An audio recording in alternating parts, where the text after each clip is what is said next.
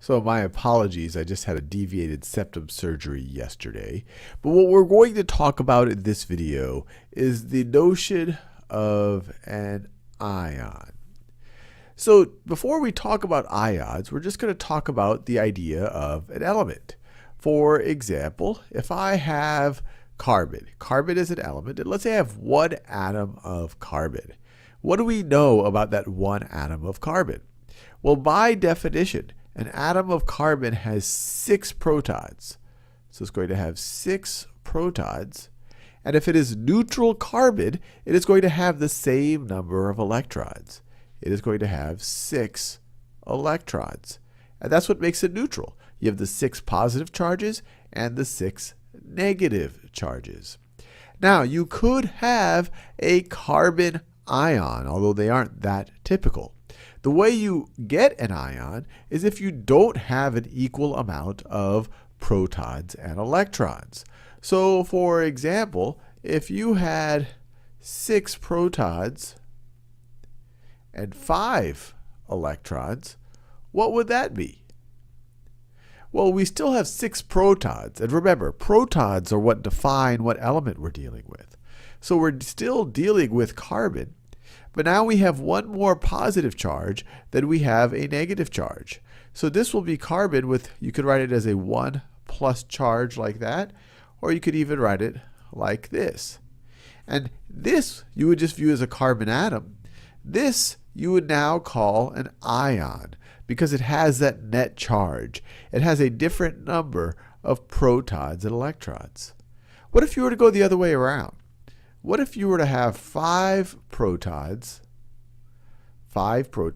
and 6 electrons? What would this be? Well, remember, protons define what element you're dealing with. So now, if you look at what element has 5 protons, we're dealing with boron. So this is going to be boron. Neutral boron would have 5 protons and 5 electrons. But this one has 1 extra electron. So it has 1 extra negative charge. So you could write it like this, 1 minus, or you could just say it has a negative charge. So this is a boron ion right over here. As soon as you have an imbalance between protons and electrons, you no longer would call it an atom, you would call it an actual ion. Now let's do an example question dealing with this. So our question tells us, an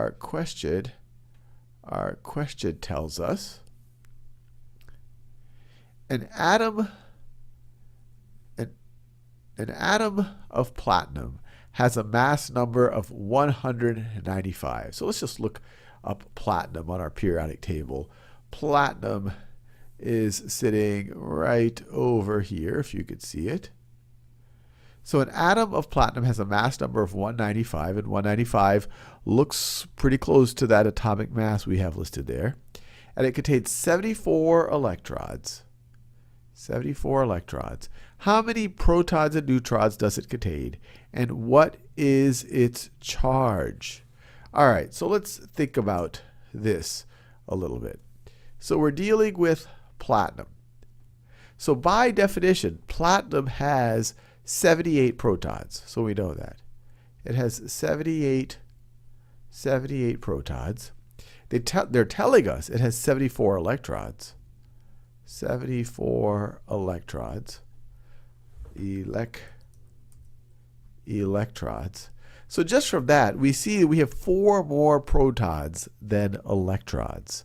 So you're going to have a positive 4 charge. 4 more of the positive things than you have of the negative things. So you could write this as platinum with a plus 4 charge. This is a platinum ion, a positive platinum ion.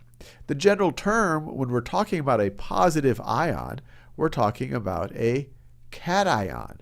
That is a positive ion. Up there, when we talked about boron being negative, a negative ion, that is an anion. This is just to get ourselves used to some of the terminology.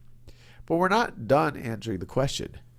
They say an atom of platinum has a mass number of 195 and it contains 74 electrons. How many protons and neutrons does it contain, and what is its charge? We figured out its charge. We know the protons. By definition, platinum has 78 protons. But what about its neutrons? Well, protons plus neutrons is going to be equal to our mass number. It's going to be equal to 195. So we have 78 protons plus, I'll say n for neutrons, is equal to 195. Subtract 78 from both sides, and what do you get? The number of neutrons is equal to 100. Let's see, if I subtract 70, I'll get 125 minus 8. I have 117 neutrons. So 117 neutrons. And we're done. But the big idea is, and we say atom when we have the same number of electrons and protons.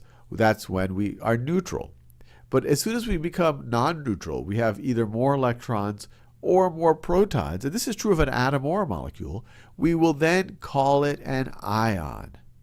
And if you want to be a little bit more specific, a positive ion is called a cation, and a negative ion is called an anion.